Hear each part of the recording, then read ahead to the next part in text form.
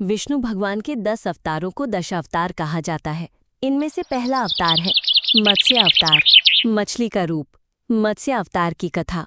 बहुत समय पहले जब प्रलय का समय आया, पूरी पृथ्वी पर पानी ही पानी छा गया। चारों ओर लहरें उठ रही थीं, सब कुछ डूब रहा था। उस समय सतयुग में एक महान राजा थे, सत्यव्रत। वे बड़े धर्मात्मा और भगवान के भक्त थे।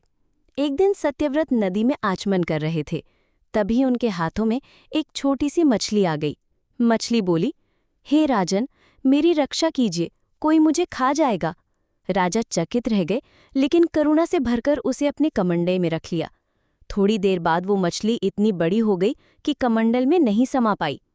राजा ने उसे एक घड़े में रखा, पर मछली और बड़ी हो गई। फिर उसे तालाब में रखा, लेकिन वहां भी जगह कम पड़ गई। तब राजा समझ गए कि ये कोई साधारण मछली नहीं है।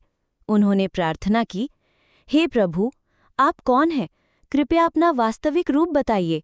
तभी मछली ने दिव्य स्वर में कहा, हे राजन, मैं विष्णु हूँ।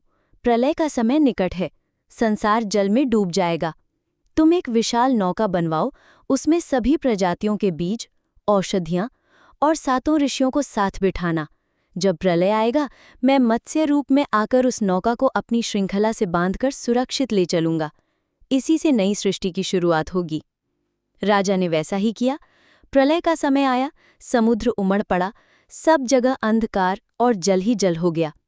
तब भगवान विष्णु विशाल मत्स्य रूप में प्रकट हुए। राजा ने नाव को उनकी सींग से बांध दिया।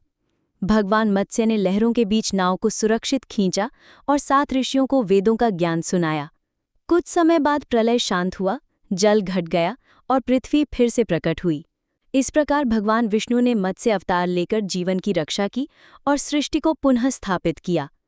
इस कथा से हमें शिक्षा मिलती है कि जब भी संकट आता है, भगवान किसी न किसी रूप में आकर अपनी सृष्टि और भक्तों की रक्षा अवश्य करते हैं।